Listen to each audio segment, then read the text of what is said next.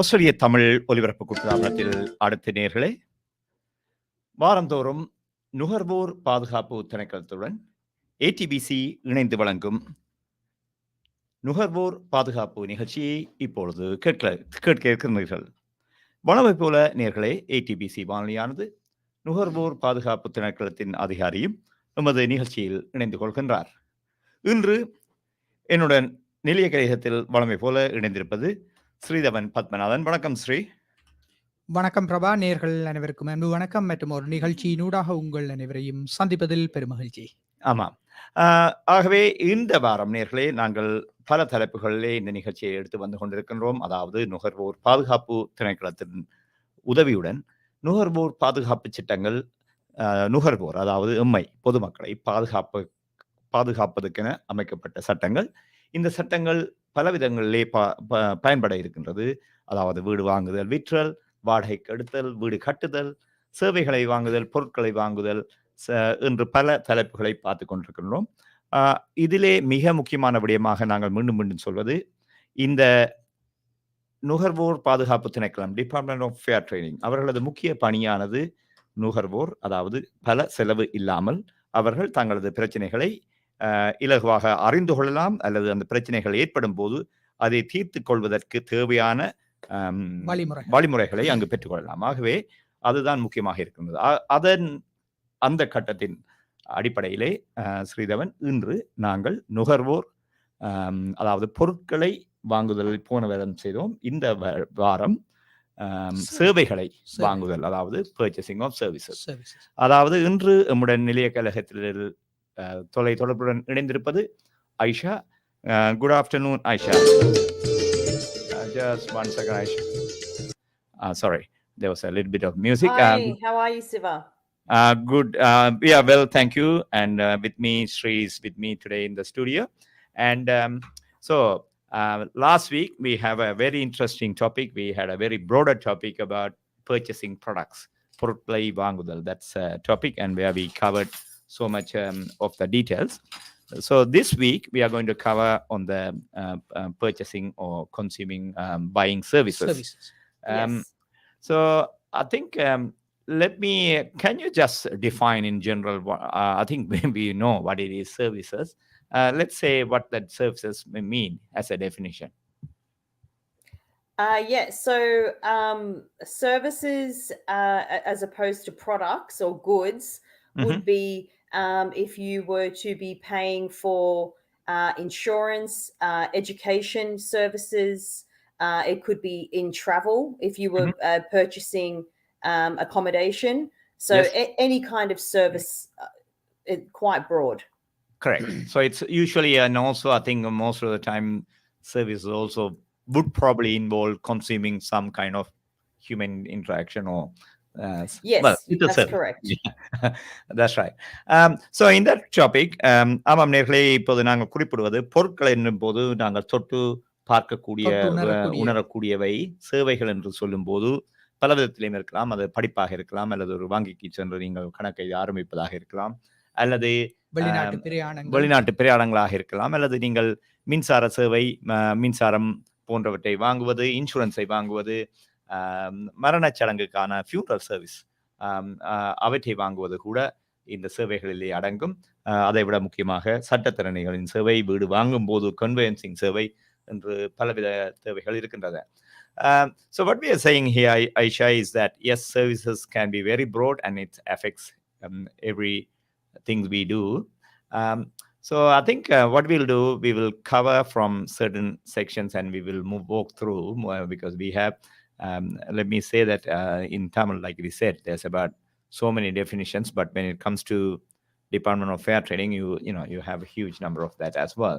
So let's look at quickly on the banking and finance. It used to be a lot of issues. I think to me, a couple of things, key things I can understand is, one is people,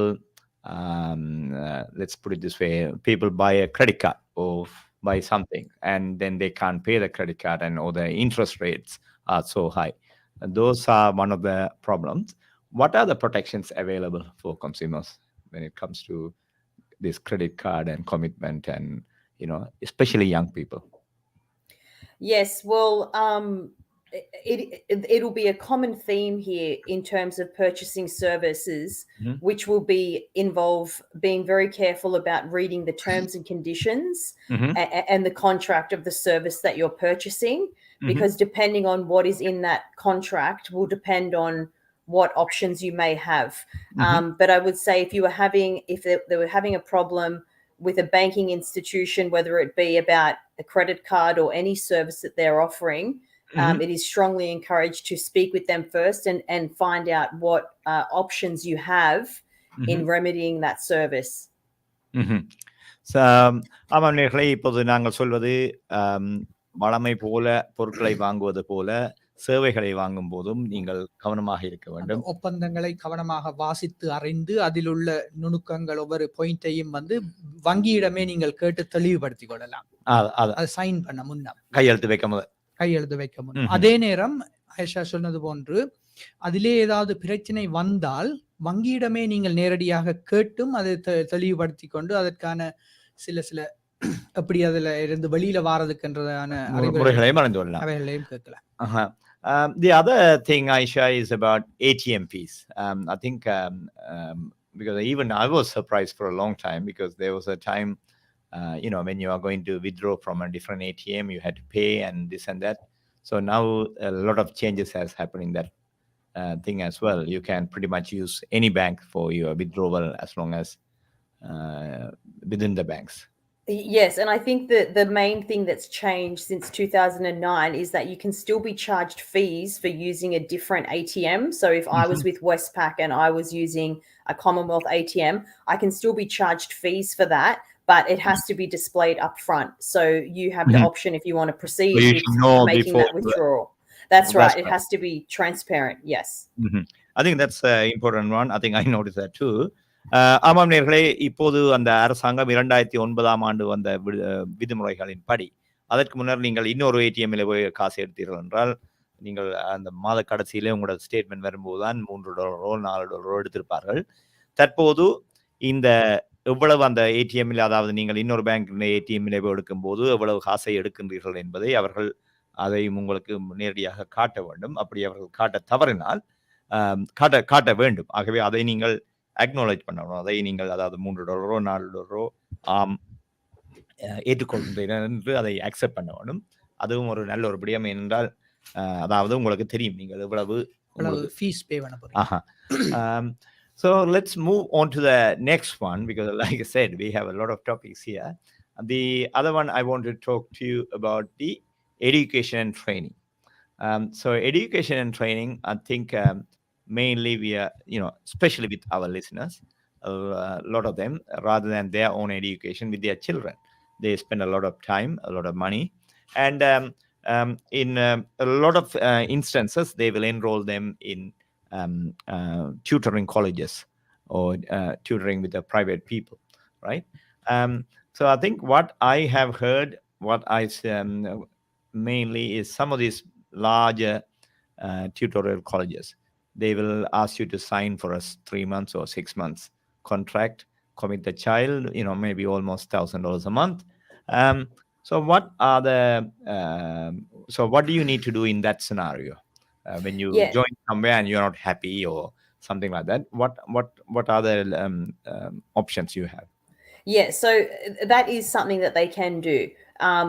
Which is why it's important to do your research and obviously read the fine print to see exactly how much is going to be charged, because they can ask that of you. On our website, we have a list of questions you should ask if you're going to look into tutoring. Some of the questions are: how long has the tutoring service been in business? Have reference checks been conducted? Does the service belong to a relevant industry association where there's a code of conduct where they have to abide by? What are the qualifications they have? Are the tutors trained specifically? So that there is, and also if there's a working with children check, that is also very important to ask that question as well. But there is a long list of items that you should check before going down that road. Especially sometime when they claim, right? Some of the institutions may claim saying, okay, we got qualified teachers, but then they end up having a university student or somebody else tutoring as well, right? That's Which exactly is right. that's a false misleading. Yes. If they're saying that they're qualified and they're not, then yes, that is misleading. And then you absolutely could either contact the Australian Tutoring Association and lodge a complaint that way, or you are also able to come to New South Wales Fair Trading as well. ஆமாம் நேர்களே, இங்கு நாங்கள் பேசிய விடயம், அதாவது இங்கே நீங்கள் முக்கியமாக இந்த டியூட்டரிங் காலேஜிலே பிள்ளைகளை சேர்க்கிறார்கள். அப்படி சேர்க்கும்போது அவர்கள் சொல்கின்ற விடயங்கள் சரியானதா என்பதை நீங்கள் பார்க்க வேண்டும். முக்கியமாக ஒரு சில இடங்களிலே அதாவது பாடசாலையிலே கற்கும் ஆசிரியர்கள் அல்லது குவாலிஃபைட் டீச்சர்ஸ் என்று சொல்வார்கள். அப்படி சொல்லும்போது குவாலிஃபைட் என்று அவர்கள் அப்படியான சொல்லை பாவிப்பார்களாக இருந்தால் அவர்கள் ஆஸ்திரேலியாவிலே தகுதி உடையவர்களாக இருக்க வேண்டும். அதாவது அவர்கள் இந்தியாவிலே அல்லது இலங்கையிலே தகுதியை பெற்றவர்கள் வந்து இங்கு குவாலிஃபைட் டீச்சர்ஸ் என்று சொல்ல முடியாது. அதே போன்று சிறுவர்களுடன் வேலை செய்யும் போது ஒர்க்கிங் வித் சில்ட்ரன் என்பது மிக முக்கியமானது. அதாவது இந்த ஒர்க்கிங் வித் சில்ட்ரன் என்பது பிள்ளைகளை பாதுகாப்பதற்காக அரசாங்கம் இந்த நடவடிக்கையை வைத்திருக்கின்றது. அதாவது சிறுவர்கள் 16 வயதுக்கு குறைந்தவர்களுடன் கையாளும் போது 16 என்று சொல்வதன் பார்க்க 18 என்றே சொல்லலாம். ஏனென்றால் ஒரு பிள்ளை ஒரு ஆசிரியருடன் கற்கும் போது அங்கு இருக்கும் அந்த தொடர்பானது அரசாங்கத்தினால் மிகவும் கவனமாக உற்று நோக்கப்படுவது.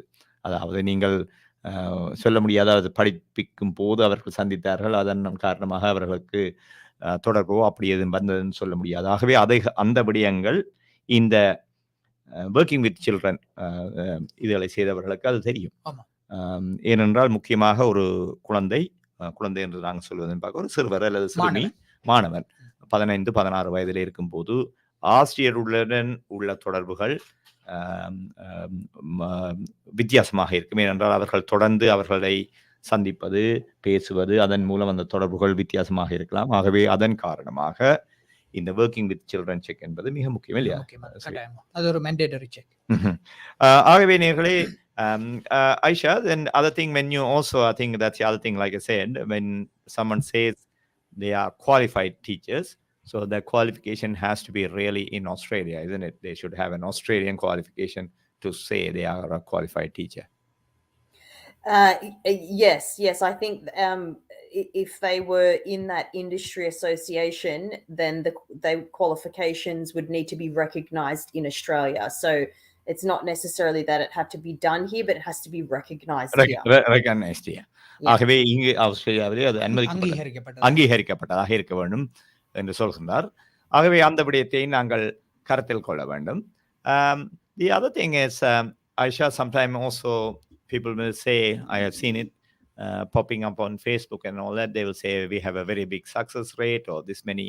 So that needs to be matched as well, right? When people advertise, you should. What was that? Sorry, if they'll say what they may say, 90% of our students have achieved, let's say, 80% ATA at school. Oh, okay, yes.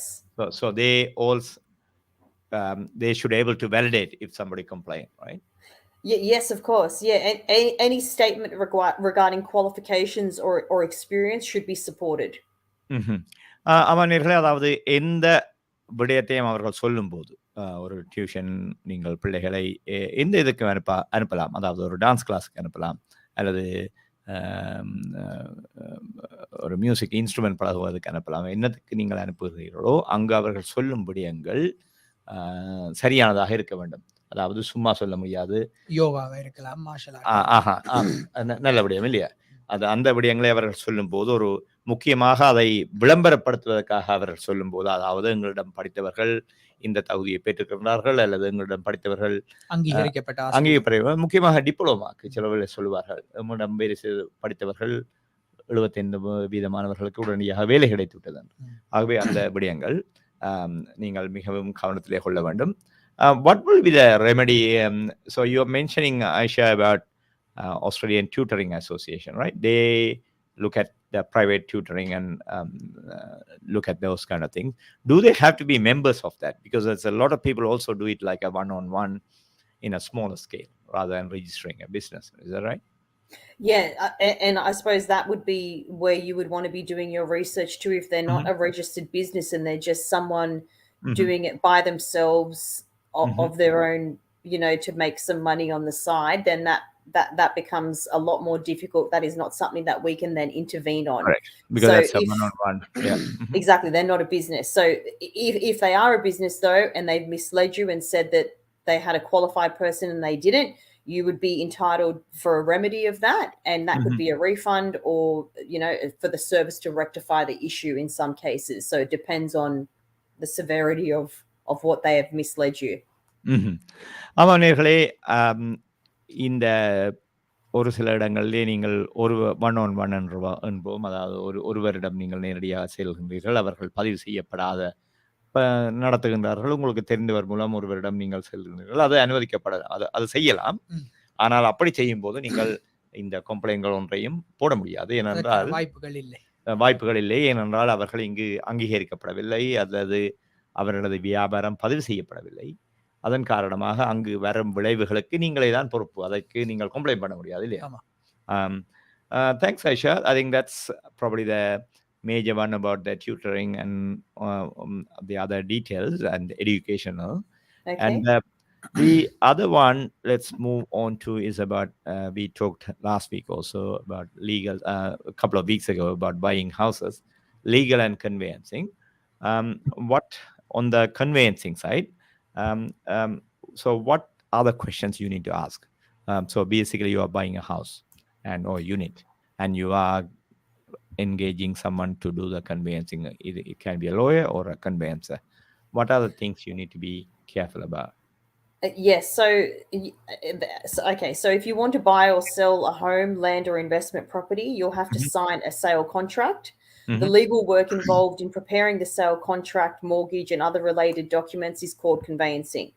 It's possible to do your own conveyancing. However, most people get a licensed conveyancer or a solicitor to do the work for them. Under the Conveyancer Licensing Act 2003, professional conveyancers in New South Wales must hold a conveyancing license. So that, I would say, is crucial to find out that they're holding that license. Unless they are a legal practitioner, part of an incorporated legal practice, part of a solicitor corporation, or part of a conveyancing corporation. So finding out they're licensed, I would say, would be the key point. So what you're saying is, technically, if you want, you don't have to pay money, and you can do your own conveyancing, buying a house yourself, doing all the forms and everything.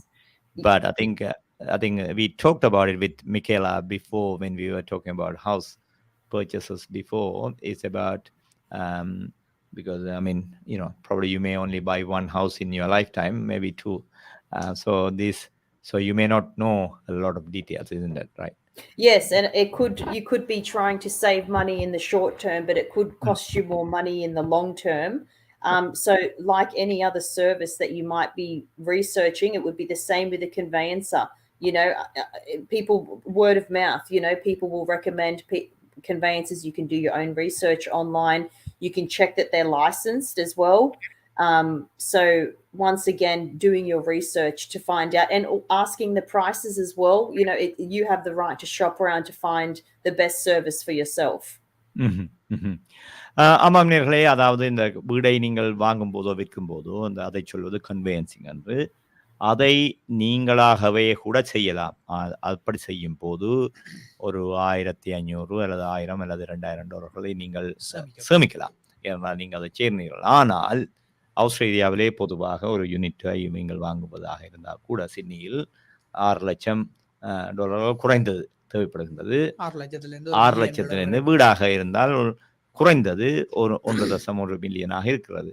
ஆகவே அவ்வளவு நீங்கள் செலவழிக்கும் போது இந்த 1500 2000 டாலரை சேமிப்பதாக நினைத்து பல விடயங்களை நீங்கள் கவனிக்க விடுவீர்கள் என்றால் பல விடயங்கள் உங்களுக்கு தெரிந்திருக்காது. ஆகவே இந்த வீடுகளை வாங்கும் போது நாங்கள் கடந்த 2 வாரங்களுக்கு முன்னால் வீடை வாங்கும் போது பேசியது ஒன்று, பல விடயங்களை பார்க்க வேண்டும். கான்ட்ராக்ட்ல என்ன இருக்கின்றது, எக்ஸ்டென்ஷன் செய்ததை போட்டிருக்கின்றார்களா,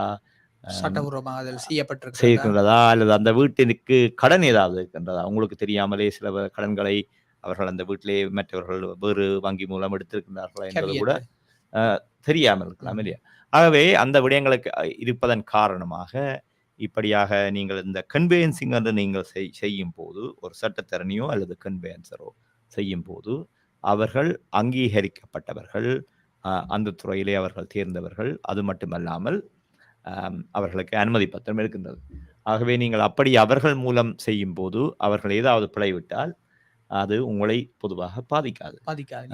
ஏனென்றால் அவர்கள் சட்ட ரீதியாக அவர்களது இன்சூரன்ஸ் அதை கவர் பண்ணும். ஆகவே இப்படியான நிகழ்ச்சிகள் நடக்கும்போது நீங்கள் இதை பாவிப்பது, அதாவது கன்வேன்சரை அல்லது லோயரை பாவிப்பது நல்லது. One of the things I was adding, Aisha, is that also when you are doing it with a conveyancing, when you are buying or selling a property, when you are using a conveyancer or a lawyer, also because they are trained, not only that, plus they also have liability insurance and all the other remedies as well, which you can make use of if something goes wrong. Yes, in some instances, and it's also important to let your listeners know that New South Wales Fair Trading regulates licensed conveyancers in New South Wales as well. So if they believe that a conveyancer has breached a part of the Conveyancers Licensing Act, they can contact us and make a complaint. I think that's the main part, isn't it? Because you're going to buy a lot of properties, and it's always good to because they a very big purchase, yes, and especially any changes which only happen in the year or even 6 months before you buy, because they keep on changing. So that's probably the key one. I think other question I will ask on that one, Aisha, is like, especially some people when they go and meet a conveyancer or lawyer, they may not discuss what fees they charge, what's included. What are the things they need to talk? Because I think sometimes people think, it's not nice to ask some of these questions, upfront. Yes, I completely understand that, any conversation about money can be uncomfortable, and even more so in some particular cultures. It's very much not something that you do, but we definitely strongly urge people to do it. Like you said, this is a huge purchase. Some people only ever buy one house in their lifetime, and you have every right to find out what you are paying for and exactly where your money is going for. So remove the shame and just ask the questions. Because it just create more confusion, because I think I understand. I've seen people later on, they will come and say, I went to this lawyer, especially someone known to people or someone from the community. Then they will say, we went and asked for let's say, buy a house. We used him and he charged, let's say, $3,000. We thought it's going to be $2,000. But so the thing is, it's always good and makes sense to shop around as well, or at least you should know what you are going to be charged, and what and also, like what we said here, is what's included, right? What are the what are itemize it, whether they are going to do the title search and whatever the inclusions and survey report or any of those things. Yes, absolutely. I think that the bigger the purchase, the more people feel more shame about talking about the money. But look at it like we were talking about the fridge last week. If you were buying a new fridge, you would ask, when was it made? What are the functions? What is the warranty? How long will it last? It's no different to a purchase that size to a purchase as big as a house. Ask all the questions, find out what you're paying for and where your money's going. நேயர்களே, நீங்கள் ஒரு சட்டத்தரணியோ அல்லது கன்வென்சரை சந்திக்கும் போது அது தொடர்பான விளக்கத்தினை நீங்கள் ஆரம்பத்திலேயே பெற்றுக்கொள்ள வேண்டும். முக்கியமாக, அதாவது எமது சமூகத்தில் இன்னொருவரை நீங்கள் பாவிக்கும் போது, அல்லது உங்களுக்கு தெரிந்தவர் மூலம் இன்னொருவரை அணுகும் போது, பலரும் இந்த சில அடிப்படை கேள்விகளை கேட்பதில்லை. அதாவது எவ்வளவு காசு எடுக்க போகிறீர்கள், அல்லது என்னத்தை அந்த காசிலே நீங்கள் அந்த பணத்தில் நீங்கள் எடுக்க அந்த சேவைக்கு நீங்கள் வழங்கும் தொகைக்கு என்னத்தை எங்களுக்கு திருப்பி தரப்போறீர்கள், அதாவது என்ன விதங்கள். அதாவது ஒரு வீட்டை வாங்கும் போது நாங்கள் முன்னர் பேசினோம், சர்வே ரிப்போர்ட் இருக்கும், டைட்டில் சர்ச் செய்ய வேண்டும், போர்டிலே பார்க்க வேண்டும், அப்படியான பல விடயங்கள் இருக்கும். அவை அனைத்தும் சில வேளை நீங்கள் சில சட்டத்தரணிகளிடம் அல்லது செல்லும் போது முதலிலே அவர்கள் ஒரு குறைந்த தொகையை உங்களுக்கு சொல்வார்கள். அதன் பின்னர் அவர்கள் சொல்வார்கள், இந்த இன்னொரு 2 விடயங்கள் தேவையில்லை, உங்களுக்கு தேவை என்றால் நாங்கள் செய்யலாம், அதுக்கு நீங்கள் இன்னொரு $300 $500 கொடுக்க வேண்டும் என்று. ஆகவே அந்த நிலைக்கு நீங்கள் செல்லக்கூடாது. ஆகவே அதாவது நீங்கள் ஒரு கன்வென்சிங் செய்யும் போது நான் வீடு மட்டும் சொல்லவில்லை, உங்களுக்கு ஒரு வில்லாக இருக்கலாம். நீங்கள் பலரும் இப்போது அதை செய்கின்றார்கள். ஒரு வில், அதாவது உங்களது இறுதி, என்ன சொல்வது வில்லுக்கு தமிழ், அதாவது உங்கள் வாழ்க்கையின் பின்னர் உங்களது வாழ்க்கையை எவ்வாறு கொண்டு செல்ல போகிறீர்கள் என்பதை வில் என்பார்கள், அல்லது கார்டியன்ஷிப் என்பார்கள். அதாவது நீங்கள் இருக்கும் போதே உங்களுக்கு சுயினம் வரும்போது பார்ப்பது, அப்படியான விடயங்களை செய்வது கூட சட்டத்தரணி மூலம் தான் நீங்கள் செய்ய வேண்டும். அப்படி செய்யும் போது கூட அதை நீங்கள் நேரடியாக கேட்கலாம். அதாவது வில் எழுதி தருவதற்கு எவ்வளவு காசு, அதில் என்ன செய்கின்றீர்கள், அந்த கோப்பியை யார் வைத்திருப்பார்கள் என்று. ஏனென்றால் இந்த விடயங்களை நீங்கள் நேரடியாக கேட்பதன் மூலம்தான் இதை தெளிவுபடுத்துவார்கள். ஏனென்றால் அதன் மூலம் அதாவது அதே சேவையை இன்னொரு சட்டத்தரணி $1000 குறைவாக செய்வாராக இருந்தால் நீங்கள் அவரிடம் கூட செல்லலாம். ஆகவே அதை தெரிந்திருக்க வேண்டும். அதாவது ஒருவரிடம் போகும்போது அவரிடம் மட்டும்தான் அந்த அதை உடனடியாக கொடுக்க வேண்டும் என்பதை நீங்கள் நினைக்கக்கூடாது இல்லையா? நீங்கள் வந்து பல கமிட் பண்ணக்கூடாது. கமிட் பண்ணதில்லை, பல இடங்களில் அதை விசாரித்து உங்களுக்கு எந்த சேவை பிடித்திருக்கின்றதோ, அல்லது உங்களுக்கு மற்றவர்கள் யார் உங்களது நண்பர்கள் தெரிந்தவர்கள் நன்றாக சொல்கின்றார்களோ அதை வைத்து பார்க்கலாம். What we are saying, Aisha, here, sorry, we went a bit longer. That's okay. We were just mentioning that, especially when we are dealing with a lawyer or a conveyancer, just because you know that person or someone from your community or someone, you still should ask all these questions. Yes. So it's not only just conveyancing, it's also for like wills and yes, and those kind of things. You are dealing with a lawyer. And can I say, Siva, if that lawyer has said to you this will be $3,000, ask for it to be itemized. If you want to see where that 3,000 is going, if $1,000 is going to admin fees, well, you can question that. Correct. And what's included, right? Yes, absolutely. That's one of the things happen sometimes. People will say, okay, this lawyer is cheap, he's only $1,500. Then the other one says 3,000, but then the 1,500 will say, okay, these reports are optional. If you want it, you had to pay for it for each of them, right? So Correct. They will probably add up more. ஆமாம் நேர்களே, இப்போது ஆயிஷா குறிப்பிட்டது போல முக்கியமாக ஒருவர் உங்களுக்கு ஒரு கன்வெயன்சிங்க அல்லது ஏதாவது செய்வதற்கு $3,000 என்று சொன்னால், அந்த $3,000 என்ன அடங்கி இருக்கின்றது என்று ஐட்டமைஸ், அதாவது என்னென்ன கட்டணங்கள் அதில் இருக்கின்றது என்பதை உள்ளடக்கப்பட்டிருக்கின்றதை கேளுங்கள். அதை கேட்பதிலே ஒரு பக்கமும் இல்லை. ஏனென்றால் அதன் பின்னர் வரும், அதாவது பலரும் எமது சமூகத்திலே எனக்கு தெரிந்தே நடந்திருக்கின்றது. வியாபாரங்களை ஒருவர் இன்னொருவரிடம் வாங்கும்போது அவர் தெரிந்தவர் என்று சொல்லி, இங்கு மட்டுமில்லை வெளிநாடுகளில் பல இடங்களிலே, இலங்கையிலும் கூட நடக்கின்றது. ஒருவர் ஒரு வியாபாரத்தை வாங்குகின்றார், ஆனால் அவர்களுக்கு அதிலே அந்த வாங்கும்போது ஒப்பந்தங்களை சரியாக செய்வதில்லை. ஏனென்றால் அதிலே காசை மிச்சம் பிடிப்பதற்காக. ஆகவே அதை மிகவும் கவனமாக இருக்க வேண்டும். ஏனென்றால் நீங்கள் ஒரு சிறு வியாபாரத்தை நீங்கள் வாங்குகின்றீர்கள், அந்த வியாபாரத்தை நீங்கள் வாங்குகின்றீர்கள், 5 லட்சத்துக்கு வாங்குகின்றீர்கள் வைப்போம். அந்த வியாபாரத்தை நீங்கள் வாங்கிய பிறகுதான் உங்களுக்கு சிலவர்கள் தெரியும், ஒரு சட்டத்தினை நீங்கள் வைக்காவிட்டால் அங்கு அந்த வாடகை அந்த லீஸ் ஒரு வருடத்திலே முடிய போகின்றது. ஆனால் நீங்கள் 5 வருடத்துக்கு இருப்பதாக நினைத்து கொண்டு வாங்குகின்றீர்கள். ஆகவே இந்த விடயங்களை பார்க்க வேண்டும். We were just mentioning, Aisha, also it happened. I know about 1 or 2 instances where people will buy a business without checking the details, just to save the money, but then they later on end up with some liability issues, or sometimes they might buy a business, the lease expires in a year, and so on. And I think these are the things you can avoid by doing a proper research and engaging a good lawyer. Yes, absolutely, Siva. So let's move on to the next topic. I think, next item, the key part of the service side of it. The other one is fitness and gym. I think we briefly talked about it last week.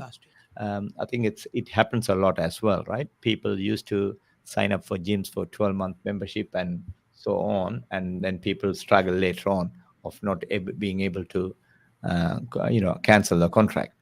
So what are the things they had to be careful on those side? Yes, so absolutely, some things to be aware of is how long your contract goes for, whether or not there's a cancellation fee if you want to leave that contract earlier. If you were to go overseas or get sick, are you able to pause that contract? I think a lot of the gyms have gotten a lot better now in the last couple of years. Many of them won't lock you into a contract. So I would say shop around.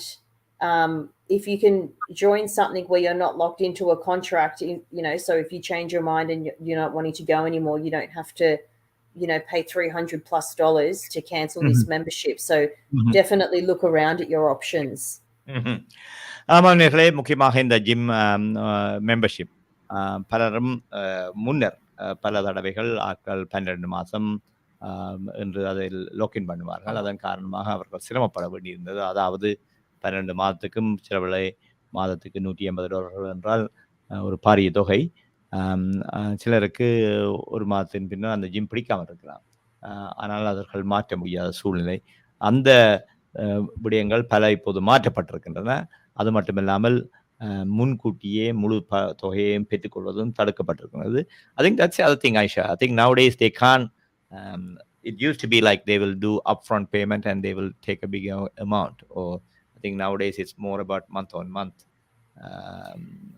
Yeah, I think most of them are like that now, and some of them you don't need to give any notice. You're able to call and cancel straight away. But some gyms will require you to go in person and have it in writing. So that's something I would tell people to be aware of as well. And if are they taking direct debits? What are the fees going to be if that direct debit bounces? There are also things to be aware of. We do have a checklist on our website, so it's definitely worth having a look at that before you lock yourself into a gym membership. ஆமாம் நேர்களே, இந்த gym மெம்பர்ஷிப்பை நீங்கள் வாங்கும்போது அது பற்றிய விடயங்களும் fair trading வெப்பேஜில் இருக்கின்றது. அங்கு சென்று பார்க்கலாம். அதாவது இங்கு குறிப்பிட்டது போல டைரக்ட் டெபிட், அதாவது வங்கியிலிருந்து நேரடியாக பணத்தை கழிப்பது, அதை நிறுத்துவதென்றால் பல இடங்களிலே அவர்கள் நேரடியாக சென்று நீங்கள் அங்கு கையொப்ப விடுவோம் என்று கேட்பார்கள். ஆகவே அதை செய்ய தவறாதீர்கள். ஏனென்றால் நீங்கள் ஒவ்வொரு வாரமும் மாதமும் பிந்தும் போது அவர்கள் அதை கழித்துக் கொண்டிருப்பார்கள், பணத்தை எடுத்துக்கொண்டே இருப்பார்கள். ஆகவே அந்த விடயங்களை நீங்கள் கவனமாக இருக்க வேண்டும். அதாவது நீங்கள் இப்படியான சேவைகளை பாவிக்கவில்லை என்றால் அதை ரத்து செய்யலாம். மிக மிக முக்கியமாக இந்த ரத்து செய்யும் போது எவ்வாறு அந்த ரத்து செய்யும் போது அது எவ்வாறு உங்களை பாதிக்காது என்பதை நீங்கள் கவனமாக பார்த்துக் கொள்ள வேண்டும். ஆரம்பத்திலே நீங்கள் இது தொடர்பான தெளிவை ஏற்படுத்திக் கொள்ள வேண்டும். இதற்கான என்னென்ன நிபந்தனைகள் இருக்கின்றது, எவ்வளவு காலம் நோட்டீஸ் நீங்கள் கொடுக்க வேண்டும் இதை கேன்சல் பண்றேன்னு சொன்னால், அல்லது என்னென்னலாம் செய்ய வேண்டும் என்பதை நீங்கள் முதலிலே தெளிவுபடுத்திக் கொண்டால், அதே மாதிரி ஆயிஷா சொன்னது போன்ற நீங்கள் நோய்வாய்ப்பட்டிருந்தால் அல்லது வெளிநாடு செல்வதா இருந்தால் அதுக்கு ஏதாவது அதை நிறுத்துவதற்கு அந்த மெம்பர்ஷிப்பை ஏதாவது இருக்கின்றன என்று ஆரம்பத்திலேயே நீங்கள் அதிகமானவற்றுக்கு இருக்கின்றது. ஆகவே அதை அறிந்து வைத்துக் கொள்ளணும். ஏனென்றால் இப்ப நான் கூட இப்போ 2 மாதம் போயிட்டு வரும்போது நிறுத்துவேன். ஆனால் அதை நிறுத்துவதற்கு $20 தேவை என்றார்கள். நான் அதை கொடுத்தேன், ஏனென்றால் அது குறைவாக இருந்தது. ஆகவே அந்த விடயங்களை அறிந்து கொள்ள வேண்டும். ஏனென்றால் நீங்கள் ஸ்ரீ குறிப்பிட்டது போல உங்களுக்கு ஒரு நோய்வாய்ப்பட்டு அல்லது உங்களுடைய உடலிலே ஏதாவது ஒரு இன்ஜரி இருக்கின்ற காரணத்தினால் நீங்கள் 2 அல்லது 3 மாதங்களுக்கு ஜிம்முக்கு போகவில்லை என்றால் அதை தற்காலிகமாக நிறுத்தி வைக்கலாம். அதை பாவியுங்கள். அதே போன்று அந்த நிபந்தனை என்ன என்பதை அறிந்து வைத்துக் கொள்ளுங்கள். முதலே கேட்டார்கள். The next one, Aisha, I think we will move into energy services because we get so many calls every, you get 1 or 2 every week about people want to switch you to a different power company, mainly for electricity. So I think sometimes people don't understand what they are signing up for. I think in some instances they also lock into, 2-year contract, especially when you are getting a lot of unsolicited calls. Yeah. So whenever we get calls about energy issues, EWON, which is the Energy and Water Ombudsman of New South Wales, they're a great service that can help people. Some of the things that they're able to help with is connection or transfer issues, the reliability or quality of the electricity or gas supply, even bill disputes. If you're getting high bills and it's not kind of being consistent with what you've been paying before, they can get involved with that. Debts and arrears they can assist with as well. Disconnection or restriction of supply, actions of a supplier that affect your property or any kind of complaint about your energy retailer. So that they are an excellent service. We always refer to them. So I would definitely send people that way if they have issues with their energy or water bills. They also negotiate contracts as well and look into marketing practices. So like you were saying, unsolicited services that they might be providing or poor customer service, and they're a free service. So this energy and water ombudsman. Yes, thanks that for is referring. correct. We weren't And I aware can of read that. their That's phone wonderful. number out. Or That's a New South Wales. New South Wales, yes. ஆமாம் நேர்களே, இங்கே முக்கியமாக அதாவது நான் கூட இன்றுதான் அறிந்து கொண்டேன். அதாவது நீங்கள் ஒரு உதாரணத்துக்கு நீங்கள் ஒரு நுகர்வோர், ஒரு பாவிப்பவர், எலக்ட்ரிசிட்டி உங்களது பில் மிக அதிகமாக இருக்கின்றது, அல்லது தண்ணீர், இரண்டும் தண்ணீர் அல்லது எலக்ட்ரிசிட்டி சடதியாக உங்களது ஒரு உதாரணத்தை நான் சொல்லலாம் ஸ்ரீதேவன். உங்கள் வீட்டிலே ஒரு பைப் உடைந்து விட்டது, வீட்டுக்கு வெளியிலே உங்களுக்கு தெரியாது. 2 நாட்களாக தண்ணி ஓடி உங்களுக்கு $500 வெளியில் நிலத்துக்கு கீழே ஓடி இருக்கலாம். அப்படி இருக்கும்போது அப்படியான விடயமாக இருக்கலாம். அல்லது நீங்கள் வீட்டிலே ஏதோ ஒரு காரணத்தினால் உங்களது எலக்ட்ரிசிட்டி பில் வளமையாக வருவதிலும் பார்க்க 5 மடங்காக வருகின்றது. அப்படியான நிலை, அல்லது தவிர்க்க முடியாத காரணத்தினால் உங்களுக்கு பணத்தை கட்ட முடியவில்லை, அதன் காரணமாக எலக்ட்ரிசிட்டியை நிப்பாட்டி விட்டார்கள் அல்லது தண்ணீரை நிப்பாட்டி விட்டார்கள். அப்படியான நிலை. ஆனால் அதே வேளையிலே உங்களுக்கு வீட்டிலே அப்படியான தேவை இருக்கின்றது, அதாவது ஒரு வயதுபரோ அல்லது சிறுவர்களோ வீட்டில் இருக்கும் காரணத்தினால் உங்களுக்கு மின்சாரம் தேவைப்படுகின்றது. அப்படியான நிலைகள் இருக்கும்போது மற்ற முக்கிய விடயமாக அதாவது உங்களது எலக்ட்ரிசிட்டி வயர் உங்கள் வீட்டுக்கு முன்னாலே புதிதாக போட வலிக்கின்றார்கள், அது உங்களது வீட்டை பழுதாக்க போகின்றது அல்லது அழகை குறைக்க போகிறது. அப்படியான நிலைகள் வரும்போது நீங்கள் எலக்ட்ரிசிட்டி கமிஷன், அதாவது உங்களது எலக்ட்ரிசிட்டி அல்லது தண்ணீர் தருபவர்கள் உங்களுக்கு சரியான ஆதரவை தரவில்லை என்றால் energy and water ombudsman New South Wales என்பது நியூ சவுத் வேல்ஸ் அரசாங்கத்தினால் பாவனையாளர்களின் முறைப்பாடுகளை அல்லது பிணக்குகளை தீர்த்து வைக்கும் நிறுவனமாக இருக்கின்றது. அதை அணுகுங்கள், அவர்கள் உங்களுக்கு தேவையான உதவிகளை செய்வார்கள். ஆகவே energy and water ombudsman New South Wales தொலைபேசி இலக்கம் 1800-246-545. இவர்களை தொடர்பு கொள்வதன் மூலம் இத்தகைய அதாவது நீங்கள் இவற்றை வாங்கும்போது இருக்கும் பிரச்சனைகளை, அப்படியான விடயங்களை நீங்கள் தீர்த்து கொள்ளலாம் என்று சொல்லலாம் இல்லையா? நிச்சயமா. அமர்நேர்களே, இந்த வேளையிலே நீங்கள் கூட உங்களுக்கு ஏதாவது கேள்விகள் இருந்தால் நம்முடன் தொடர்பு கொள்ளலாம். 9688-3188. நேரடியாக உங்களுக்கு ஏதாவது இந்த சேவைகளை வாங்குவதில், விற்றல் போன்ற விடயங்களிலே உங்களுக்கு ஏதாவது பிரச்சனை இருந்தால் அழையுங்கள். உங்கள் கேள்விகளை ஏற்றுக்கொண்டால் மற்றவர்களுக்கும் அது பிரயோசனமாக இருக்கும். 9688-3188. Aisha, the next one we are going to move on to is the motor vehicles, car repairs, green slip, pink slip, towing. What are I think the other one is sometimes you go and park somewhere and suddenly someone give you a ticket saying you have parked in a private area, or the fine, or got towed. What are so first let's ask on the service side, what are the consumer rights when it comes to motor vehicles? So when you're saying motor, because I know that we're doing buying used cars and motor vehicles, a whole session on that, or is this specific to tickets, parties and events? Yeah. Yes. No, this one is mainly purely about car parking, towing, any other problems happening there. Yes. Okay. I'm just having a look here, because we have a lot of information about purchasing tickets for like events and whatnot, but I'm just having a look. No, let's move on that one. So yep. I think that's the other one. I think it's a fair one. I think purchasing tickets for events. Okay, let's focus on that one. I think that's one of those things happen. Sometimes people will promote some major event. It has happened in our community.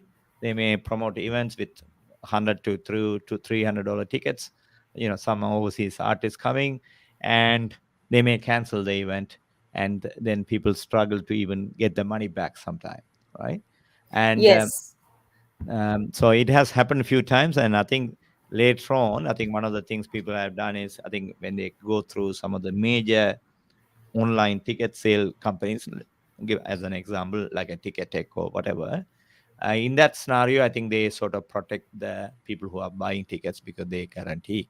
But privately, I think we have Yes. seen people have, especially with overseas artists, then they sell very expensive tickets, Correct. Yeah. and the people buy it. Then suddenly, like a week out, you see all the people missing, or No event. the event is cancelled. Yes, yes. And I suppose that goes back to it being a registered business Mhm. and whether or not it is viewed that way, under the Australian consumer law. Like you mentioned Ticketek before, there's protections in place there. There's consumer guarantees when buying tickets through them where you will get a refund if the or a remedy will be offered to you. So I guess it will depend on where you are purchasing that. So you would be welcome to lodge a complaint with us, and we would look at the business to see what protections are in place for you. Let me ask on this one. It may not have an answer here, Aisha. We also see in our community people advertise events, okay, Yes. where they are selling tickets, they are promoting events. And what are the obligations on those people when they sell these events? Do they have to be a registered business? Because, sometimes they are selling, let's say, 300, 500 tickets at $50. That's about $25,000, $30,000. And do they have to be registered business to sell tickets like that and promote? Yes, I will say, Siva, I'm not 100% on that one. I will have to double check that. So, Okay, so sure. you're saying that you have had instances in your community where people have sold hundreds of tickets. Correct. Yeah, hundreds of Okay. tickets, Yeah. and then the event got cancelled, or they don't get what is promised. Like they may say this is, let's say, 4 artists coming, some of the top names, they advertise in the names, then End up with 2 or 3. end up with 2. And are they advertising as a registered business in doing this? Because most of the time, I think that's one of the things, right? They promote these little brochures and all that. You don't really see the details about who is selling it, and what the business name or the company name. So, Yeah. I believe it should be a requirement, right? They should have Yeah. a Yes. Of course. Yes. I will double check that with you, Siva, though, and you can give the right information to your listeners. Thanks Aisha. ஆமாம் நேயர்களே, இங்கு நாங்கள் கேட்ட கேள்வி முக்கியமாக எமது சமூகத்திலே, எமது முக்கியமாக எமது சமூகம் என்று நாங்கள் சொல்வதற்காக, புதிதாக இங்கு வந்தவர்கள், பல்மொழி பேசும் சமூகங்களிலே பலரும் இப்படியாக, ஒரு உதாரணத்துக்கு ஒரு பாடகரும் அவரது 10 குழுவினரும் வருகின்றார்கள் என்று பெயரையும் போட்டு படங்களையும் போட்டு போடுவார்கள். ஆனால் நிகழ்ச்சிக்கு நீங்கள் அங்கு செல்லும் போது அந்த பாடகர் சில வழி இருக்க மாட்டார். அந்த பாடகர் இருக்க மாட்டார், அல்லது நிகழ்ச்சியே இல்லாமல் போய்விடும். ஆகவே அந்த ரீதியிலே உங்களுக்கு அவர்கள் ஒரு விதத்திலே, அதை இங்கு நாங்கள் சொல்வதென்றால் மிஸ்லீடிங், அல்லது உங்களை ஏமாற்றி இருக்கின்றார்கள். ஆகவே அப்படியான நிலை ஏற்படும் போது நீங்கள் உங்களுக்கு கொடுத்த அந்த டிக்கெட் காசை திருப்பி பெறுவதற்கான வசதி இருக்க வேண்டும். ஆகவே நாங்கள் அந்த கேள்வியைத்தான் கேட்டோம். அதாவது இப்படியான விளம்பரங்களை செய்யும் போது அவர்கள் பதிவு செய்யப்பட்ட நிறுவனமாக இருக்க வேண்டுமா இல்லையா என்றால், அப்படியாக இருந்தால்தான் நீங்கள் இந்த முறைப்பாட்டை செய்ய முடியும். ஏனென்றால் நாங்கள் ஒரு விதத்திலே பார்த்தால், எமது நிகழ்ச்சிகள் பலவற்றை நாங்கள் பார்க்கும்போது 400, 500 பேர் வரும் நிகழ்ச்சிகள், 400 பேர் வரும் நிகழ்ச்சி, $50 டிக்கெட் என்றால் நாங்கள் அங்கு $20,000 டிக்கெட்டுகளை விற்கின்றோம். அதை விட பல விளம்பரதாரர்களிடம் பணத்தை சேர்க்கிறார்கள். ஆகவே அங்கு அவர்கள் இந்த சரியான முறையிலே இந்த நிகழ்ச்சியை நடத்த வேண்டும். அந்த கேள்வியை கேட்டோம். அதற்கான பதிலை அவர் அடுத்த வாரம் நாங்கள் நிகழ்ச்சியிலே விரிவாக அதை சேர்த்துக்கொள்வோம். ஆமா. That's thanks, Aisha. I think we should cover that one later on, because I think mainly, I think sometimes people use the internet and Facebook and other things to promote, and I think people don't have a clue. Yes. Yes. It's all about sometimes people printing very nice, bright, colorful brochures with all the names and Yes, of course. Yes. So we will cover that one. Hopefully, some details next. The other one, Aisha, is I think we had a few interviews on our radio as well about funerals.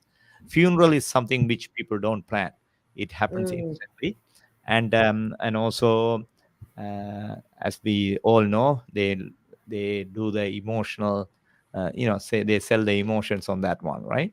So I have Yes. seen people, on average, let's say the funeral costs somewhere around $8,000. That's sort of an average, but people end up paying $15,000-$20,000 or more for the same, for something they kept on pushing, right? And because it's happening suddenly, and suddenly they say, yeah, this is your mother or father, and let's buy a coffin for $5,000 coffin instead of $1,000 coffin, or those kind of things. What are the things you need to be aware on these ones? Yeah, so when planning a funeral, there's this is in the instance where if you were planning it, there's a few different options. Yeah. There would The be funeral is when you are saying, sorry. So I think two instances. Let's say one is planning it. Sorry. yes, So you are sort of, let's say you got an insurance, or I think some people go into these plans, right, where they buy yes, the thing. I think that's a lot less in our community, Aisha. People don't yes, usually buy these things advance. Uh, yes, it's very small amount of people, I would say, they are doing it. But I think majority of the time it's the instance when after someone unplanned, someone passed away. Even unfortunately in our community, I think even if somebody is in the deathbed and we know that that person will be, um, you know, passing away. passing away in 2 days, but people may not even inquire Think about it. about that. Yeah. Yes. I look, Siva. It It's is very no broad. different. It's no different to purchasing any other service. Obviously, I understand it's a much more emotional and very more traumatic of an experience. Mhm. But we would encourage to shop around if you were able to. You know that if someone is charging you $5,000 for that coffin, you are within your rights to shop around to see Yeah. what other services are available. You are allowed to ask for an itemized receipt of what they are providing you if you are going to a funeral home and they're providing the whole service for you. We would encourage you to ask for an itemized receipt so you can see exactly where your money's going, same as the conveyancer. So yeah, it's no different to any other service you'd be purchasing. ஆமாம் நேர்களே, இங்கு கேட்டபடியாம் ஸ்ரீ நீங்க சொல்லுங்க. அதாவது கேட்டபடியாம் மரண சடங்கா இருந்தால் கூடி நீங்கள் அதை தீர ஆராய்ந்து ஐட்டமைஸ் பண்ணி என்னத்துக்காக நீங்கள் இந்த அமௌண்ட்டை கொடுக்கிறீர்கள், ஏன் கொடுக்கிறீர்கள் என்றதை வந்து நீங்கள் முதலே தீர்மானித்துக் கொண்டால் அந்த சர்ப்ரைஸோ அதாவது நாங்கள் சொன்னபடியே எமது சமூகத்திலே எமது வானிலையை கேட்டுக்கொண்டிருக்கிற நேர்கள் பலருக்கும் தெரிந்திருக்கும். அதாவது பொதுவாக ஆஸ்திரேலிய சமூகத்திலே அவர்களே தங்களுக்கு ஃபியூனரலுக்கு என்ற ஒரு பிளானை காசை கொடுத்து வைத்திருப்பார்கள்.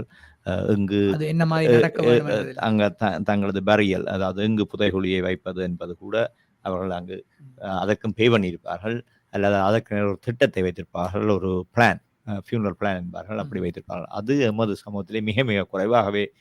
இங்கு எமது சமூகத்திலே நடப்பது பொதுவாக ஒருவர் இறந்த பின்னர் தான் அதை எவ்வாறு செய்வது என்பது பார்ப்பது பிள்ளைகள். அப்படி செய்யும் போது நீங்கள் இந்த நிறுவனத்திடம் நீங்கள் இந்த சேவைகளை பெற்றுக்கொள்கிறீர்களோ அவர்களிடம் இப்போது ஸ்ரீ சொன்னது போல விளக்கமாக கேளுங்கள். என்ன செய்கிறீர்கள், அதாவது என்ன அதிலே அடக்கப்பட்டிருக்கின்றது, எத்தகைய. அதே போன்று ஒரு நிறுவனம் உங்களுக்கு $15,000 கேட்கின்றார்கள், இன்னொரு வருடம் நீங்கள் கேட்கும்போது 10,000 இருந்தால் அங்கு என்ன வித்தியாசம் இருக்கின்றது என்பதையும் பாருங்கள். ஏனென்றால் இவையும் நுகர்வோர் பாதுகாப்புடையங்களே அடங்கும். Aisha, I think it's time for us to wrap. Thanks very much for coming again and explaining everything of buying services. It's a huge and broad topic, and yes, it is. And I think we touched base with a lot. I think if it's coming back as a summary, I would say in reality, it's pretty much anything you buy, you had to have be aware of scams and thing. Not always, but I think it's as long as you read the fine prints and contracts, you can avoid most of it, as well as by doing a bit of planning. Is that right? Yes, absolutely. And also asking any question. No question is a silly question. So, That's yeah. true. ஆமாம் நேயர்களே, அதாவது இந்த சேவைகளை நீங்கள் வாங்கும்போது எந்த சேவைகளாக இருந்தாலும் இப்போது மீண்டும் ஆயிஷா குறிப்பிட்டது போல கேள்விகள், உங்களுக்கு சந்தேகங்கள் இருக்குமாக இருந்தால் அந்த கேள்விகளை முன்கூட்டியே கேளுங்கள். அவர்களிடமே கேட்டு அதை தெளிவுபடுத்திக் கொள்ளுங்கள். ஏனென்றால் தெரிந்து கொண்டு செய்வது நல்லது. அதாவது சந்தேகத்துடன் அல்லது தெரியாமல் இப்படியும் இருக்கவா இல்லையா என்பதிலும் பார்க்க, தெரிந்து கொண்டு ஒரு வீட்டை வாங்கும் போதோ அல்லது ஒரு கன்வென்சிங்கை செய்யும் போதோ அல்லது ஒரு என்ன விடயங்களை நீங்கள் செய்யும் போதும் அறிந்து கொண்டு செய்தால் முக்கியமாக உங்களுக்கும் ஒரு மனச்சாந்தியாக இருக்கும். அதே வேளையிலே இன்னொருவர் உங்களிடம் மற்றவரிடம் நான் $2000 வாங்குவதை இங்கு நான் $4000 கொடுத்து விட்டேன் என்று கவலைப்படக்கூடாது. மாட்டி விட்டார் என்று சங்கடப்படக்கூடாது. Thanks very much, Aisha. I think we really appreciate on behalf of ATBC listeners for coming again to. Thank you for having me. Thank you. Thank you very much. We will see you another time. See you. Bye. Bye. ஆமாம் நேயர்களே, இதுவரை நுகர்வோர் பாதுகாப்பு திணைக்களத்திலிருந்து ஆயிஷா அவர்கள் இணைந்து கொண்டு ஆயிஷா கௌரிக் இந்த விடயங்கள், அதாவது இன்றைய தலைப்பிலே நாம் பார்த்தது சேவைகளை வாங்குதல் விற்றல். அந்த சேவைகள் என்று நாங்கள் பார்க்கும்போது பலவிதமான சேவைகள் அதிலே அடங்குகின்றது. அதைத்தான் நாங்கள் முன்னரும் குறிப்பிட்டோம். இதிலே வங்கிகளிலே ஒரு கிரெடிட் கார்டு எடுப்பது அல்லது வங்கிகளிலே காசு எடுப்பது, பியூட்டி ட்ரீட்மெண்ட், ஃபிட்னஸ், எனர்ஜி, படிப்பது, டியூஷனுக்கு போவது, மரணச் சடங்குகளை நடத்துவது, இன்சூரன்ஸை எடுப்பது, முக்கியமாக இந்த ஓட்ட எலக்ட்ரிசிட்டி கம்பெனிகளிடமிருந்து உங்களுக்கு வாரந்தம் இந்த தொலைபேசி அழைப்புகள் வரும். உங்களது எலக்ட்ரிசிட்டி பில் வந்து விட்டதா, பெரிதாக இருக்கின்றதா, குறைவாக இருக்கின்றதா என்று அந்த விடயங்கள் என்று பல விடயங்களை பார்த்தோம். இதிலே நான் பார்த்தது முக்கியமாக ஸ்ரீ, இன்று நானே அறிந்து கொண்ட விடயங்கள் என்று நாங்கள் பார்க்கும்போது முக்கியமாக அறிந்து கொண்டது இந்த எனர்ஜி ஒம்புட்ஸ்மேன் என்பது. அது எனக்கு தெரியாது. அதாவது இதுவரை காலமும் எலக்ட்ரிசிட்டி மற்றும் வாட்டர், தண்ணீர், எலக்ட்ரிசிட்டி இரண்டுக்கும் உங்களுக்கு அதாவது நீங்கள் புதிதாக ஒரு ஒப்பந்தத்தை கைச்சாத்திட்டு இருந்தால் அல்லது நீங்கள் பெறும் பில் மிக அதிகமாக இருக்கின்றது.